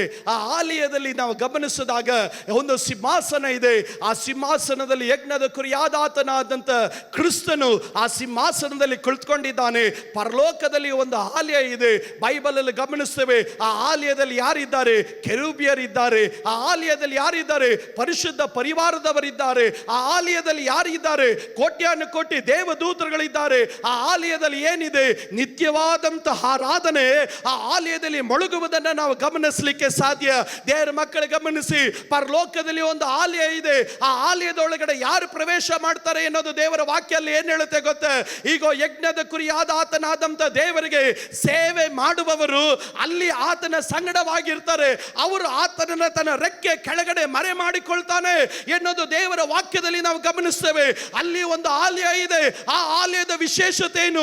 ಮಹಿಮೆಯಿಂದ ತುಂಬಲ್ಪಟ್ಟ ಆಲಯ, ಪ್ರಭಾವದಿಂದ ತುಂಬಲ್ಪಟ್ಟ ಆಲಯ, ತೇಜಸ್ಸಿಂದ ತುಂಬಲ್ಪಟ್ಟ ಆಲಯ. ಸುಳ್ಳಾದದನ್ನು ನಡೆಸುವವರು, ಸುಳ್ಳಾದದನ್ನು ಪ್ರೀತಿಸುವವರು, ಸುಳ್ಳಾದ ನಡವಳಿಕೆ ಉಳ್ಳವರು, ಅಸಹ್ಯವಾದದನ್ನು ಮಾಡುವವರು ಆ ಆಲಯದ ಒಳಗಡೆ ಸೇರೋದೇ ಇಲ್ಲ ಎನ್ನುವುದು ದೇವರ ವಾಕ್ಯ ನಮಗೆ ತಿಳಿಸುತ್ತೆ. ಕಾರಣ ಆ ಆಲಯದಲ್ಲಿ ಯಜ್ಞದ ಕುರಿಯಾದಾತನ ಸಿಂಹಾಸನ ಇದೆ. ಅಲ್ಲಿ ನಿತ್ಯವಾದ ಆರಾಧನೆ ಇದೆ. ಆ ಆಲಯದ ಒಳಗಡೆ ಅಶುದ್ಧನು ಸೇರಲ್ಲ ಎನ್ನುವುದು ದೇವರ ವಾಕ್ಯ ನಮಗೆ ತಿಳಿಸುತ್ತೆ. 4ನೇ ಒಂದು ಆಲಯ ಇದೆ. ಆದ್ರ ಕುರಿತಾಗಿ ಓದಿದ್ರೆ ನಾವು ಸ್ತೋತ್ರ ಹೇಳಬೇಕು. ಈ 4ನೇ ಆಲಯಕ್ಕೆ ನಾವೆಲ್ಲ ಹೋಗ್ಬೇಕು. ನಾನು ಹೇಳಿದೆ, ಭೂಲೋಕದಲ್ಲಿ 2 ಆಲಯ ಚೆನ್ನಾಗಿ ಕಾಪಾಡ್ಕೊಂಡ್ರೆ ಮೇಲ್ಗಡೆ ಆಲಯಕ್ಕೆ ಸರಿಯಾಗಿ ಹೋಗ್ತೀರ. ಇನ್ನೊಂದ್ಸಾರಿ ನಾನು ಹೇಳ್ತೇನೆ, ಭೂಲೋಕದಲ್ಲಿರುವಂಥ ಸಭೆ ಎಂಬ ಆಲಯ, ನೀನೆಂಬ ಆಲಯವನ್ನ ನೀನು ಜೋಪಾನವಾಗಿ ಕಾಪಾಡಿಕೊಂಡ್ರೆ ಪರಲೋಕದಲ್ಲಿ ಈಗೋ ಪ್ರಕಟಣೆ 20 ಮತ್ತು 21ನೇ ಅಧ್ಯಾಯದಲ್ಲಿ ಕಾಣಲ್ಪಡುವಂಥ ಆಲಯದ ಒಳಗಡೆ ನೀನು ಪ್ರವೇಶ ಮಾಡ್ತೀಯ. ನನಗೆ ಬಹಳ ಸಂತೋಷ ಕೊಟ್ಟ ಕಾರ್ಯ, ಪ್ರಕಟಣೆ ಪುಸ್ತಕವನ್ನು ಓದಿದವರಿಗೆ ಚೆನ್ನಾಗಿ ಗೊತ್ತು, ಪರಲೋಕದ ಆಲಯಕ್ಕೆ ಹೋಗೋದು ಸುಲಭ ಅಲ್ಲ. ಕೆಲವರು ಹೇಳ್ತಾರೆ ನೀರಲ್ಲಿ ಮುಳುಗಿ ತಕ್ಷಣ ಪರಲೋಕಕ್ಕೆ ಹೋಗ್ಬಿಡ್ತೀನಿ ಅಂತ. ಆಗಲ್ಲಯ್ಯ. ಬೈಬಲ್ ಓದೋರಿಗೆ ಚೆನ್ನಾಗಿ ಗೊತ್ತು, ದೇವ್ರು ಫಿಲ್ಟರ್ ಮೇಲೆ ಫಿಲ್ಟರ್ ಮಾಡ್ತಾನೆ. ನೀವು ಸ್ತೋತ್ರ ಹೇಳದೆ ಇದ್ದಾಗ ಏನು ಪಾಸ್ಟೇ ಸಡನ್ ವಾಕ್ಯ ಓದೋರಿಗೆ ಚೆನ್ನಾಗಿ ಗೊತ್ತು, ದೇವರು ಅಲ್ಲಿರೋ ಆಲಿಯ ಕರ್ಕೊ ಬರ್ಬೇಕಾದ್ರೆ ಫಿಲ್ಟರ್ ಮೇಲೆ ಫಿಲ್ಟರ್ ಮಾಡ್ತಾನೆ ದೇವರು. ಶುದ್ಧೀಕರಣದ ಮೇಲೆ ಶುದ್ಧೀಕರಣ, ಶುದ್ಧೀಕರಣದ ಮೇಲೆ ಶುದ್ಧೀಕರಣ. ನೀವು ಸ್ತೋತ್ರ ಹೇಳದೆ ಇದ್ದಾಗ ಯಾಕೋ ಇಲ್ಲಿ ಕೆಲವರು ಕುತ್ಕೊಂಡಂಗೆ ನಂಗಾದ್ರೆ ನಾವೆಲ್ಲ ಹೋಗಲ್ವಾ ಪಾಸ್ಟರ್? ಮನ ತಿರುಗಿ ಹೋಗ್ತೀರ. ಫಿಲ್ಟರ್ ಮೇಲೆ ಬೇಳೆ ಫಿಲ್ಟರ್ ದೇವರು ಮಾಡ್ತಾನೆ. ದೇವರ ವಾಕ್ಯದಲ್ಲಿ 19ನೇ ಅಧ್ಯಾಯದಲ್ಲಿ ಬೈಬಲಲ್ಲಿ ಗಮನಿಸುತ್ತೇವೆ. ನಾನು ಬೇಗ ಇಲ್ಲೇ ಇದ್ದೀರಾ? ಸಂತೋಷ ಇದೆಯಾ? ಸ್ತೋತ್ರ.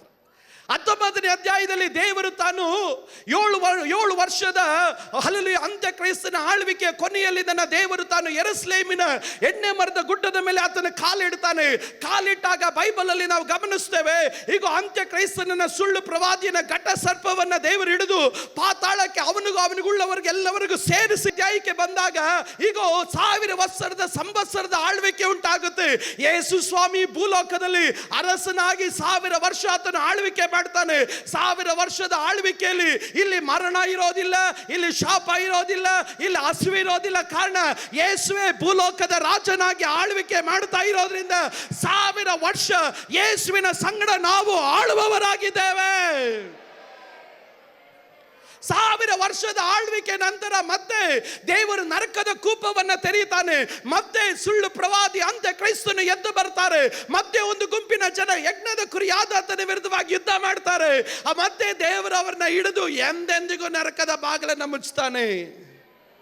ಒಂದು ಮಾತು ಹೇಳ್ತಾನೆ, ನರಕ ದೇವರು ಮನುಷ್ಯರಿಗುಂಟು, ದೂತರಿಗೆ ದೇವರು ಉಂಟು ಮಾಡಿದ್ದು. ಇನ್ನೊಂದು ಸಾರಿ ಹೇಳ್ತಾನೆ, ನರಕ ನಿನಗುಳ್ಳದಲ್ಲ, ನರಕ ಸೈತಾನನುಗೊಳ್ಳದು. ನಿನ್ನನ್ನು ದೇವರು ನಿನಗಾಗಿ ಒಂದು ಆಲಯವನ್ನು ದೇವರು ನಿರ್ಮಿಸ್ತಾ ಇದ್ದಾನೆ. ದೇವರ ವಾಕ್ಯ ಹೇಳ್ತದೆ 20ನೇ ಅಧ್ಯಾಯದಲ್ಲಿ ನರಕದ ಬಾಗಿಲನ್ನು ದೇವರು ತೆರೆದು ಮತ್ತೆ ಅವನಿಗುಳ್ಳಂತ ಎಲ್ಲಾ ಜನರನ್ನು ತೆಗೆದುಕೊಂಡೋಗಿ ನರಕಕ್ಕೆ ಹಾಕಿ ನಿತ್ಯವಾದಂಥ ಯಾತನೆಗೆ ಒಳಪಡಿಸಿ ಆ ನರಕದ ಬಾಗಿಲನ್ನು ದೇವರು ಮುಚ್ಚುತ್ತಾನೆ. ಅನಂತರವಾಗಿ ದೇವರ ವಾಕ್ಯ ಹೇಳ್ತದೆ, ಬಿಳಿ ಸಿಂಹಾಸನ ಎನ್ನುವುದು ಬರುತ್ತದೆ. ಬಿಳಿ ಸಿಂಹಾಸನ ಬಂದಾಗ ಪುಸ್ತಕಗಳು ತೆರೆಯಲ್ಪಡುತ್ತದೆ. ಬೈಬಲ್ ಹೇಳ್ತದೆ, ನೀರು, ಹಲಲುಯ ಬೆಂಕಿ, ಗಾಳಿ, ತನ್ನಲ್ಲಿ ಕೈಯಲ್ಲಿ ಇರುವಂತಹ ಆತ್ಮಗಳನ್ನ ದೇವರ ಯಜ್ಞದಿಂದ ತಂದು ನಿಲ್ಲಿಸ್ತಾರೆ. ಬೈಬಲ್ ಹೇಳ್ತದೆ ಚರ್ಚ್ಗೆ ಹೋಗೋರು ಎಲ್ಲರೂ ಪರಲೋಕಕ್ಕೆ ಹೋಗ್ತಾರೆ ಅಂತ ಹೇಳಲ್ಲ. ಬೈಬಲ್ ಹೇಳ್ತದೆ ಈ ಪುಸ್ತಕದಲ್ಲಿ ಜೀವ ಬಾಧ್ಯರ ಪಟ್ಟಿಯಲ್ಲಿ ಯಾರ ಹೆಸರು ಬರೆದಿರುತ್ತದೋ ಅವರಿಗೆ ಮಾತ್ರನೇ 2ನೇ ಮರಣದಿಂದ ಕೇಡಾಗೋದೇ ಇಲ್ಲ. ಅಯ್ಯ, ನಿನ್ನ ಹೆಸರು ಚರ್ಚ್ ಗೋಡೆಯ ಮೇಲೆ, ಫ್ಯಾನ್ ಮೇಲೆ, ಒಂದು ಪಕ್ಷ ಸ್ಪೀಕರ್ಗಳ ಮೇಲೆ, ಚರ್ಚ್ ಮುಂದೆನೆ ನಿನ್ನ ಹೆಸರು ಇದ್ರು ಅಲ್ಲಿ ಹೆಸರು ಇಲ್ಲ ಅಂದ್ರೆ ಬರಲ್ಲಯ್ಯ ನೀನು. ಕೆಲವರಿಗೆ ನಮ್ಮ ಫ್ಯಾನ್ ಮೇಲೆ ನಮ್ಮ ಹೆಸರು ಹಾಕಿ ಅಂತಾರೆ. ಜೀವ ಬಾಧ್ಯೆ ಪುಸ್ತಕದಲ್ಲಿ ಹೆಸರಿದೆ ಅಂತ ಗಮನನೇ ಇಲ್ಲ. ನೀವು ಯಾರು ಸ್ತೋತ್ರ ಹೇಳದೆ ಇದ್ದಾಗ ಬಿಳಿ ಸಿಂಹಾಸನದ ನ್ಯಾಯ ತೀರ್ಪಲ್ಲಿ ದೇವರು ವಿಭಾಗಿಸ್ತಾನೆ.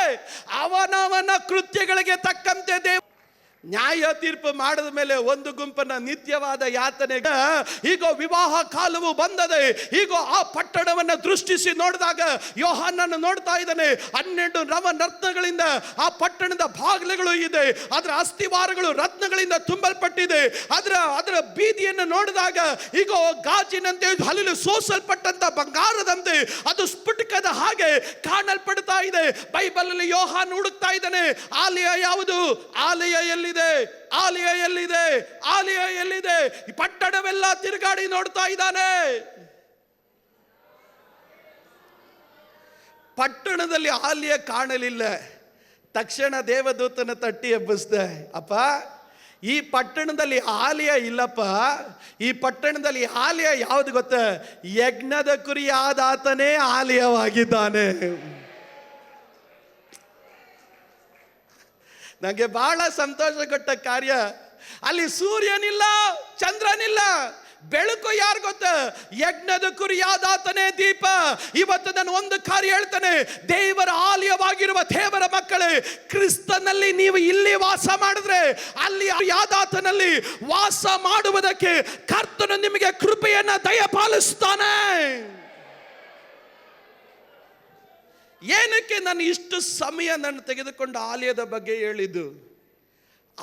ಅನುಭವಿಸ್ಬೇಕ ಆಲಯದ ಕುರಿತಾದ ಗಮನ ಇರಬೇಕು.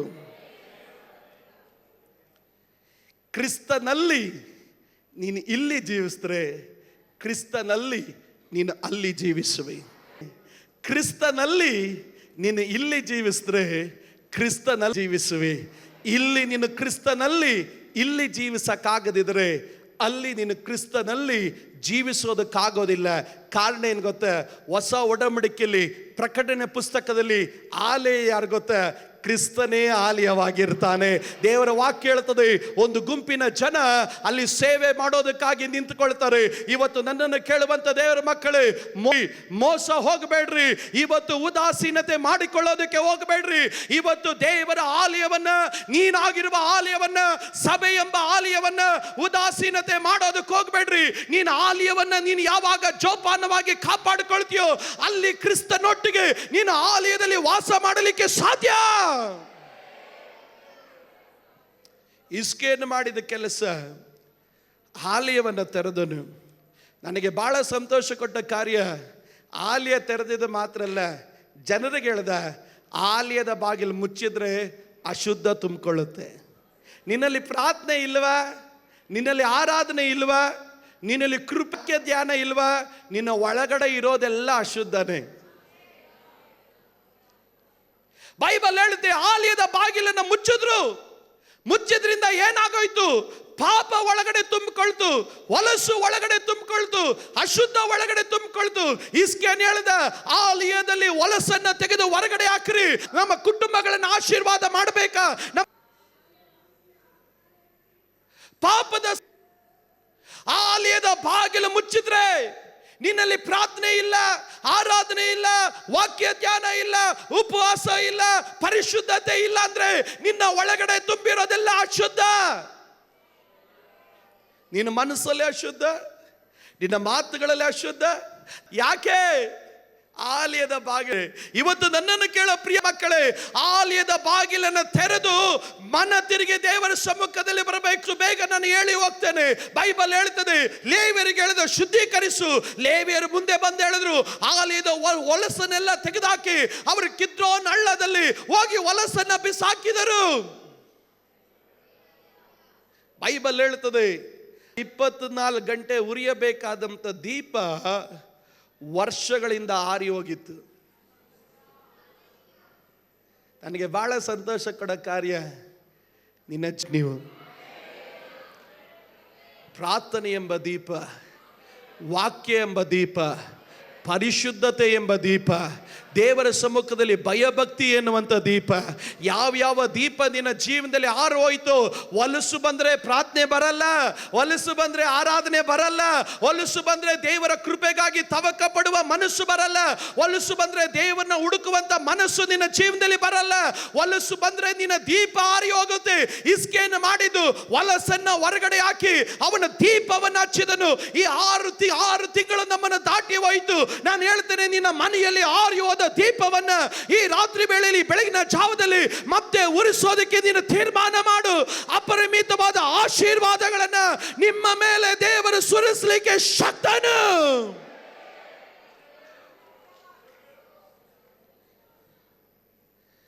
ಅನೇಕ ಸಾರಿ ಉಪವಾಸ ಇಲ್ಲ, ನಮಗೊಂದು ಚಿಂತೆ ಬರುತ್ತೆ, ಪರವಾಗಿಲ್ಲ ಚಲ್ತಾಯೆ ನಡೆಯುತ್ತೆ, ಆದರೆ ನಡೆಯಲ್ಲ. ಅಷ್ಟು ನಿನ್ನಲ್ಲಿ ಅಶುದ್ಧ. ಎಷ್ಟು ನಿನ್ನಲ್ಲಿ ವಾಕ್ಯ ಧ್ಯಾನ ಕಡಿಮೆ ಆಗುತ್ತೋ ಅಷ್ಟು ಲೋಕದ ವ್ಯವಹಾರಗಳು ನಿನ್ನ ಒಳಗಡೆ ಹೆಚ್ಚಾಗುತ್ತೆ. ಇಲ್ಲ, ಆಲಯದ ಕಡೆ ಯಾರಿಗೂ ಗಮನ ಇಲ್ಲ. ಯಾವಾಗ ಆಲಯದ ಬಾಗಿಲನ್ನು ತೆರೆದನು, ಅಶುದ್ಧವನ್ನು ತೆಗೆದುಹಾಕಿದನು, ದೀಪವನ್ನು ಹಚ್ಚಿದನು, ದೇವರ ವಾಕ್ಯ ಹೇಳ್ತದೆ, ನಷ್ಟವಾದ ಯಾಜಕರು ಮತ್ತೆ ಆಲಯದ ಕಡೆ ಬಂದರು, ನಷ್ಟವಾದಂಥ ಕೊಯರ್ ಮೆಂಬರ್ಗಳು ಮತ್ತೆ ಆಲಯದ ಕಡೆ ಬಂದರು, ನಷ್ಟವಾದಂಥ ನಾಯಕರುಗಳು ಮತ್ತೆ ಆಲಯದ ಕಡೆ ಬಂದರು. ಬೈಬಲ್ ಅಲ್ಲಿ ನನಗೆ ಬಹಳ ಸಂತೋಷ ಕೊಡುವ ಕೊನೆಯ ವಾಕ್ಯ ಹೇಳುತ್ತೆ, ಹೀಗೆ ದೇವರು ಆಲಯದಲ್ಲಿ ನಷ್ಟವಾದ ಆರಾಧನೆ ಕ್ರಮಗಳನ್ನ ದೇವರು ಮತ್ತೆ ರಿಸ್ಟೋರ್ ಮಾಡಿದನು. ಇವತ್ತು ನಾನು ಒಂದು ಕಾರ್ಯ ಹೇಳ್ತಾನೆ, ನಷ್ಟ ಮಾಡಲಿಕ್ಕಾಗಿ ದೇವರು ಹೋಗ್ತಾನೆ. ನಷ್ಟವಾದ ಕೃಪೆ, ನಷ್ಟವಾದ ಅಭಿಷೇಕ, ನಷ್ಟವಾದ ಸಾನ್ನಿಧ್ಯಾನ, ನಷ್ಟವಾದ ಮಹಿಮೆ, ನಷ್ಟವಾದ ದೇವರ ಸಾನ್ನಿಧ್ಯಾನ ಕೊಳ್ಳ ತವಕ ದೇವರು ಹಿಂತಿರುಗಿ ಬರ ಮಾಡಲಿಕ್ಕಾಗಿ ಹೋಗುತ್ತಾನೆ. ದೇವರು ರಿಸ್ಟೋರ್ ಮಾಡಿದನು. ಕೆಲವರು ಹೇಳ್ತಾರೆ, ನನಗೆ ಮುಂಚೆ ಇದ್ದಾಗ ಆಗ್ತಾ ಇಲ್ಲ. ಯಸ್, ನೀನು ರಿಸ್ಟೋರ್ ಆಗಬೇಕು. ಸಭೆಯಲ್ಲಿ ಆರಾಧನೆ ಪುನಃ ಸ್ಥಾಪಿಸಬೇಕು. ಕುಟುಂಬಗಳಲ್ಲಿ ಆರಾಧನೆ ಪುನರ್ ಸ್ಥಾಪಿಸಬೇಕು. ಬೈಬಲ್ ಸೇವಾ ಕ್ರಮ ನನಗೆ ಬಹಳ ಸಂತೋಷ ಕೊಡೋ ಕಾರ್ಯ. ಆಲಯದಲ್ಲಿ ಒಂದು ಕ್ರಮ ಇದೆ, ಆತ್ಮಿಕವಾದ ಜೀವನಕ್ಕೊಂದು ಕ್ರಮ ಇದೆ. ಕ್ರಮ ಇದ್ರೇನೆ ಕೆಲವೊಂದು ರಿಸ್ಟೋರ್ ಆಗ್ಲಿಕ್ಕೆ ಸಾಧ್ಯ. ಬೈಬಲ್ ಹೇಳ್ತದೆ, ಯಾವಾಗ ಇವರ ಆಲಯವನ್ನ ಸಿದ್ಧಪಡಿಸಿ ಎಲ್ಲ ಏನೇನು ದೀಪ, ವಾಕ್ಯ, ಸ್ತುತಿ, ಸ್ತೋತ್ರ, ಯಜ್ಞ ವೇದಿಗಳು ಎಲ್ಲ ರಿಸ್ಟೋರ್ ಮಾಡಿದ್ನೋ, ಯಾವಾಗ ದೇವರು ಮುಂದಿನ ವಾಕ್ಯ ಹೇಳುತ್ತೆ, ಯಾರು ನೆವರಿಗಾಗಿ ದೇವರು ಮಹತ್ ಕಾರ್ಯಗಳನ್ನು ದೇವರು ಮಾಡಿದನು. ನನಗೆ ಬಹಳ ಆಶ್ಚರ್ಯ ಕೊಟ್ಟ ಕಾರ್ಯ, ದೇವರ ಸ್ವಭಾವ ಏನು ಗೊತ್ತಾ? ನೀನ್ ನನಗಾಗಿ ತವಕ ಪಡೋ ಹೃದಯ ಇದೆಯಾ?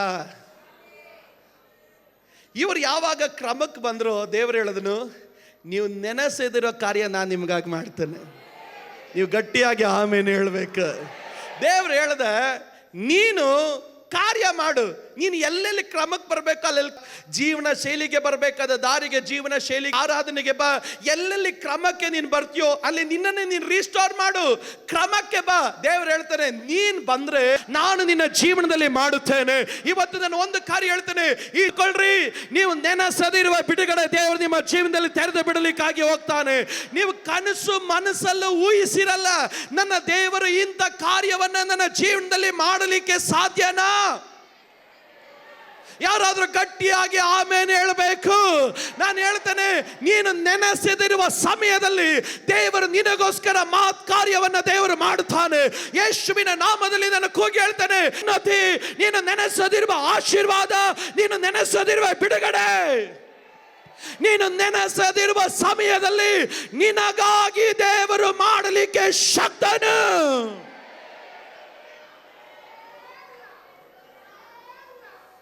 ಜಸ್ಟ್ ಆಜನೆ ಆಶೀರ್ವಾದ ಹಿಂದೆ ಹೋಗೋ ಅವಶ್ಯಕತೆ ಇಲ್ಲ. ನಾನು ನೆನೆಸದಿರೋ ಬಾಗಿಲು ತಾನಾಗಿ ಓಪನ್ ಆಗ್ತಾ ಇದೆ.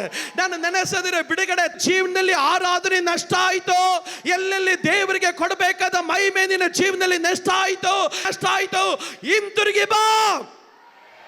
ನಾನು ಹೇಳ್ತೇನೆ, ಹಿಂತಿರುಗಿ ಬಾ. ನೀನು ನೆನೆಸದಿರುವ ಕಾರ್ಯ ನಿನ್ನ ಜೀವನದಲ್ಲಿ ಮಾಡೋದಕ್ಕೆ ನನ್ನ ದೇವರು ಶಕ್ತನು.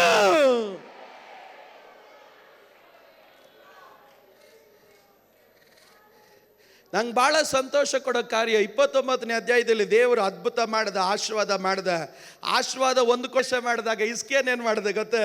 ಕ್ರಮವನ್ನ ವಾಪಸ್ ತಂದಿದ್ದಕ್ಕೆ ಇಷ್ಟು ಆಶೀರ್ವಾದ ಮಾಡಿದ್ರೆ, 30ನೇ ಅಧ್ಯಾಯಕ್ಕೆ ಬಂದಾಗ ಹೇಳ್ದ, ಇನ್ನೊಂದು ಸಾರಿ ನಮ್ಮನ್ನೇ ನಾವು ಶುದ್ಧಿ ಮಾಡ್ಕೊಳ್ಳೋಣ.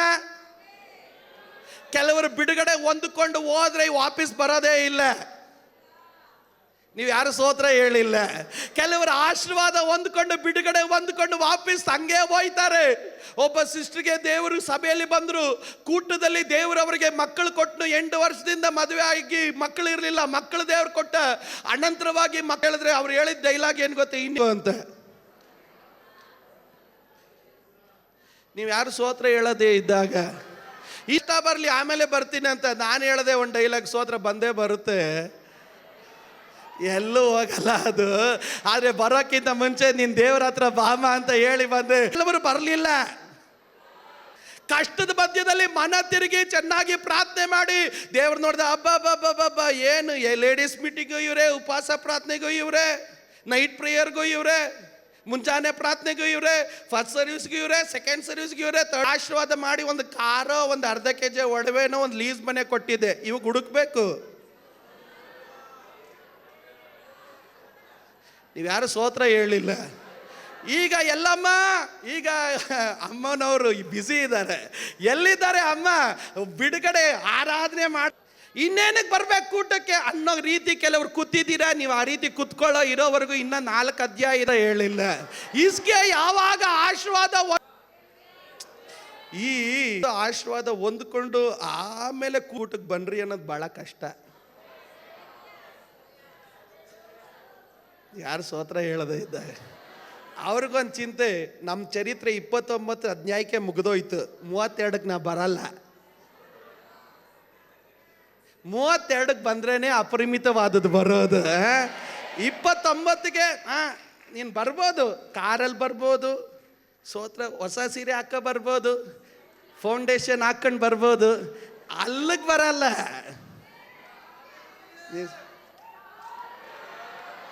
ಅಲ್ಲಿಗೆ 29ನೇ ಅಧ್ಯಾಯದಲ್ಲೇ ಇವತ್ತು ಕೆಲವರು ಇದ್ದೀರಾ. ಸಾಕು, ಫಸ್ಟ್ ಇದ್ದಾಗ ಆರಾಧನೆ ಮಾಡಿದೆ, ಪ್ರಾರ್ಥನೆ ಮಾಡಿದೆ, ಅಶುದ್ಧ ತೆಗೆದಾಕ್ತೆ, ವಾಕ್ಯ ಓದಿದೆ, ಸೋತ್ರಪ್ಪ. ನೀನು ನೆನೆಸದಿರೋ ಬಿಡುಗಡೆ, ನೀನು ನೆನೆಸದಿರೋ ಜಮೀನು ಆಶೀರ್ವಾದ, ನೀನು ನೆನೆಸದಿರೋ ಪ್ರಮೋಷನು, ನೀನು ನೆನೆಸದಿರೋ ಇನ್ಕ್ರಿಮೆಂಟು. ನೀವು ಯಾರು ಸ್ತೋತ್ರ ಹೇಳದೇ ಇದ್ದಾಗ ಯಾಕೋ ಚಂದ್ರಮೌಳಿ ಪಾಷ ನನ್ನ ಬಗ್ಗೆನೇ ಹೇಳಂಗಿದ್ದಾರೆ ಅಂತ ಇನ್ಯಾರು ನಿಮ್ಮ ಬಗ್ಗೆನೇ ಹೇಳ್ತಾ ಇರೋದು? ನೆನೆಸ ಇರೋದೆಲ್ಲ ಆಶೀರ್ವಾದ ಮಾಡಿದ್ನು. ಆವತ್ತು ಹೋದವ್ರು ಇವತ್ತು ಬಂದಿಲ್ಲ. ಎಲ್ಲಿದ್ದಾರೆ? 29ನೇ ಅಧ್ಯಾಯದಲ್ಲೇ ಇದ್ದಾರೆ. ನಾನು ನೆನೆಸದೇ ಇರೋ ಆಶೀರ್ವಾದ. ಅಮ್ಮ, ನೆನೆಸದೇ ಇರೋದಕ್ಕೆ ಅಲ್ಲಿಗೆ ನಿಲ್ಬಾರ್ದು, ಅಪರಿಮಿತವಾದದ ಕಡೆ ಬರಬೇಕು. ಬೈಬಲಲ್ಲಿ ನನಗೆ ಬಹಳ ಸಂತೋಷ ಕೊಟ್ಟ. ಇಸ್ಕೆ ನೋಡಿದ ಅಲ್ಲಲ್ಲಲ್ಲಲ್ಲಲ್ಲಲ್ಲಲ್ಲಲ್ಲೇ ಜಸ್ಟ್ ನಾವು ಎಲ್ಲ ಶುದ್ಧೀಕರಣ ಮಾಡಿದ್ದಕ್ಕೆ ದೇವ್ರು ಹಿಂಗೆ ಆಶೀರ್ವಾದ ಮಾಡಿದ್ರೆ, ಅವ್ನು ಹೇಳ್ದ ಇನ್ನೊಂದ್ಸರಿ ನಾವೇ ಶುದ್ಧೀಕರಣ ಆಗೋಣ. ಅವ್ನು ಹೇಳ್ದ ಪಸ್ಕಾಪನ ಆಚರಿಸೋಣ ನಡೀರಿ. ಅದ್ರ ಅರ್ಥ ಏನು? ಯಜ್ಞದ ಕುರಿಯಾದಾತನ ರಕ್ತದಿಂದ ನಾವು ವಿಮೋಚಿಸಲ್ಪಟ್ಟವರು, ಯಜ್ಞದ ಕುರಿಯಾದಾತನಿಂದ ನಾವು ಬಿಡುಗಡೆ ಹೊಂದಲ್ಪಟ್ಟವರು. ನಾನು ನನ್ನ ಕುಟುಂಬ ಯಜ್ಞದ ಕುರಿಯಾದಾತನ ರಕ್ತದಿಂದ ಮರೆ ಮಾಡಲ್ಪಟ್ಟವರು. ಐಗುಪ್ತದಲ್ಲಿ ನಾವಿಲ್ಲ, ನಾವು ಪಾಪದಲ್ಲಿ ಇಲ್ಲ, ನಾವು ಶಾಪದಲ್ಲಿಲ್ಲ. ಯಾರಾದಿಂದ? ನಾನು ಶುದ್ಧೀಕರಣ ಎನ್ನುವುದು ಬಂದಾಗ ನೀವು ಸ್ತೋತ್ರ ಹೇಳ್ತಾ ಇದ್ದಾಗ ಇನ್ನೊಂದ್ಸರಿ ಹೇಳ್ತೀನಿ, ನೀವು ಮನೆಗೆ ಹೋಗಿ ಓದಬೇಕು, ಟೈಮ್ ಇಲ್ಲ, ಇನ್ನೊಂದು 5 ನಿಮಿಷಕ್ಕೆ ನಿಲ್ಲಿಸ್ಬಿಡ್ತೀನಿ ನಾನು. 5 ನಿಮಿಷಕ್ಕೆ ಅಂತರಿಕ್ಷ ಬದಲಾಗುತ್ತೆ ನೋಡ್ರಿ. ಇಲ್ಲಿ ನಾನು ಒಂದು ಕಾರ್ಯ ಹೇಳ್ತೇನೆ. ಬೈಬಲ್ ಹೇಳ್ತದೆ, ಯಾಜಕರು ಶುದ್ಧೀಕರಣಕ್ಕೆ ಬಂದಾಗ ಬೈಬಲ್ ಏನ್ ಹೇಳುತ್ತೆ ಗೊತ್ತಾ? ಯಾಜಕರಿಗಿಂತ ಲೇವಿಯರು ಮುಂದೆ ಬಂದ್ರು. ಅದರ ಅರ್ಥ ಏನು ಗೊತ್ತಾ? ಲೀಡರ್ಗಳಿಗಿಂತ ವಿಶ್ವಾಸಿಗಳು ಮುಂದೆ ಓಡ್ ಬಂದ್ರು ಶುದ್ಧೀಕರಣಕ್ಕಂತ.